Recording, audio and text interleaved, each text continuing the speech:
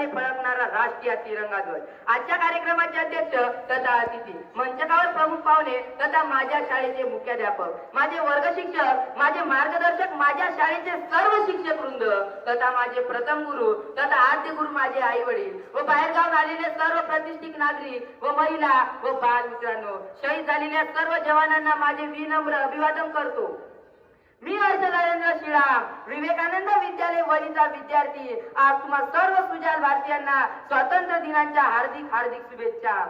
अनेक स्वातंत्र्यवीरांनी झेलल्या गोळ्या निजड्या छातीवर, अनेक स्वातंत्र्यवीरांनी झेलल्या गोळ्या निजड्या छातीवर, म्हणूनच आज आपण उभे आहोत स्वाभिमानाने या भारत देशाच्या मातीवर, या भारत देशाच्या मातीवर।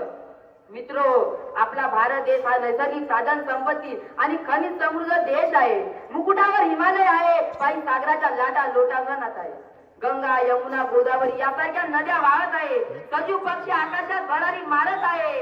या देशाचे सैनिक व जवान डोळ्यात तेल घालून सीमेवर रक्षण करत आहे। किसान इथला लोकराजा बनला आहे। या देशात शिमला, मनाली, उटी यासारखी विविध स्थळे लाभली आहे। एकूणच आपला भारत देश सुजलाम सुफलाम झाला आहे। आपल्या देशाला विविध प्रकारची संपत्ती लाभली आहे। अनेक जाती धर्माचे भाषाचे लोक गुण्या गोविंदाने एकत्र राहत आहे। संत ज्ञानेश्वर, संत तुकाराम, संत कबीरांसारख्या थोर संतांची भूमी असलेला आपल्या देशाची संस्कृती जागतिक पातळीवर एक सर्वश्रेष्ठ मानली जाते। साहित्यिक, कला, विज्ञान, क्रिया या सगळ्या क्षेत्रामध्ये नामवंत लेखक आहेतच।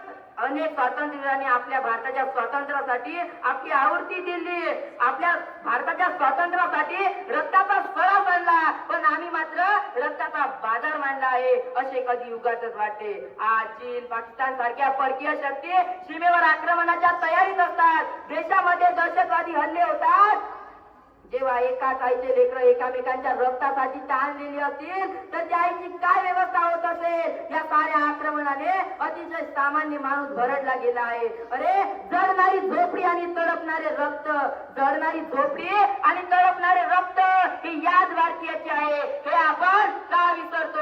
हा खरा प्रश्न आहे। भ्रष्टाचारारूपी यंत्रणेमुळे रोज मोठी व्यवस्था पोखरली जाते। रोज मोठमोठ्या अधिकाऱ्यांच्या हाताखाली भ्रष्टाचाराच्या आरोपाखाली अटक होते। जेव्हा ज्यांच्या हाती आपण देशाचे प्रशासन व्यवस्था सोपवली, हेच भ्रष्टाचाराने पाहून असंख्य वेदना होतात। तुरुंगात असलेले अनेक गुन्हेगार निवडणुका जिंकतात। दरवर्षी मोठे मोठे घोटाळे उघडकीस येतात। सामान्य माणसाची भाकरी गिळगुंट करणारी मंडळी या देशाची मारेकरी आहे। सत्यमेव जयते हे ब्रीद वाक्य आहे।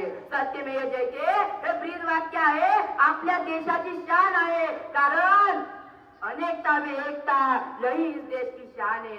अनेकता में एकता, यही इस देश की शान है। इसलिए सारे जग में मेरा भारत महान है, मेरा भारत महान है। धन्यवाद। जय जय भारत।